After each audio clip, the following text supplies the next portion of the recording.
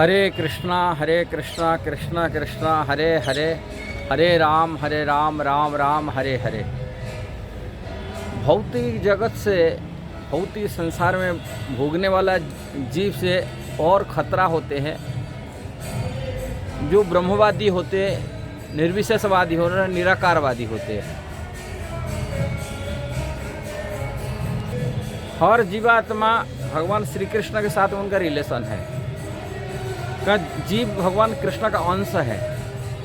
अंश होने के नाते वो कृष्ण का सेवा करना उनका परम धर्म होता है। जैसा ही एक गाड़ी का पार्ट, एक बोल्ट होता है, छोटा सा बोल्ट है, नट बोल्ट होता है, वो गाड़ी की पार्ट होने के नाते गाड़ी का सेवा में लगता है।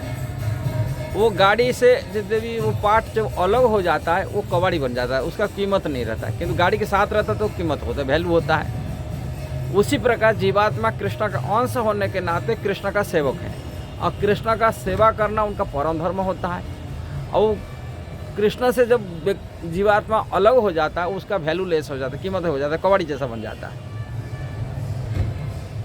ये बात भगवान श्री कृष्ण कहे भगवत गीता में, ममई अंश जीवलोक जुभूत सनातन, मेरी अंश जीवात्मा है। जो जीवात्मा देख रहे मेरे ही अंश है। सर्वजनिषु कुंते मृत्य संभवंती जाता सम ब्रह्म महजनी अहम बीज प्रोदिता। जितना जीव जोनि संसार में दिख रहे और जो कुंते, ये सभी मेरी, मैं उनका पिता हूँ, मेरा से उत्पन्न हुआ है सारी जीवात्मा। कृष्ण प्रभु ये माने परम प्रभु कृष्ण है, ये जीवात्मा है। और वो उन्हीं के अंश होने के नाते उनकी सेवा करना उनका परम धर्म होता है। ये शास्त्र का निर्णय है और जीवात्मा की वास्तविक स्थिति है। किंतु जो निराकारवादी, निर्विशेषवादी, ब्रह्मवादी होते, ये भगवान के साथ बराबर मानते, अपने को अलग नहीं सोचते। इसको अद्वैतवाद सिद्धांत कहते हैं, अलग नहीं सोचते। किंतु भगवान अद्वैत अलग मतलब है, भगवान संसार के मालिक है, ये अंश है, जीवात्मा, छोटे से जीवात्मा।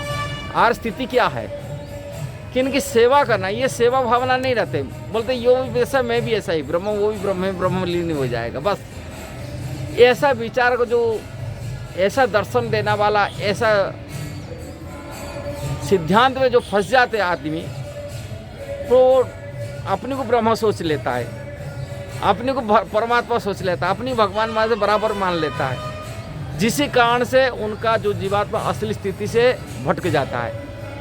इसलिए जो बहुत ही संसार में जीवात्मा रहता है, वो यदि कोई वास्तविक साधु वैष्णव की कृपा से संगति मिल जाता है, वो अपना स्थिति को समझ जाता है, शुद्ध भक्ति में अपना लेता है।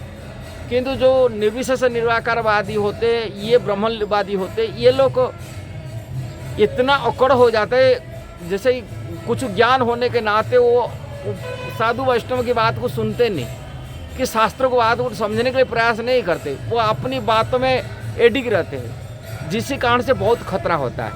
इसलिए भगवान चैतन्य महाप्रभु कहे, मायावादी भाष्य सुन ले हय सर्वनाश। जो मायावादी लोग हैं, ये ब्रह्मवादीवाद है, ये लोग यदि भाष्य और कमेंट्री टीका कोई सुन लिया, उसका वास्तविक सर्वनाश हो जाता है। जो मायावादी लोगों की जो दर्शन है, इतना दर्शन तर्कवादी होते हैं, वो भगवान की परम अस्तित्व माने परम सत्तात्व को, सतत माने उनकी सत्ता को स्वीकार नहीं करते और जीवात्मा के साथ बराबर मान लेते, जिसी कारण से जीवात्मा अपने अस्तित्व भूल जाता है।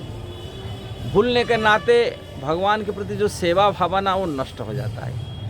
जो भगवान का सेवक नहीं बन पाता है, भगवान की भक्ति नहीं कर पाता है, उन्हें जीवात्मा वास्तविक अपनी जिंदगी पूरा खो लेता है, माना आत्मकल्याण से रहित हो जाता है।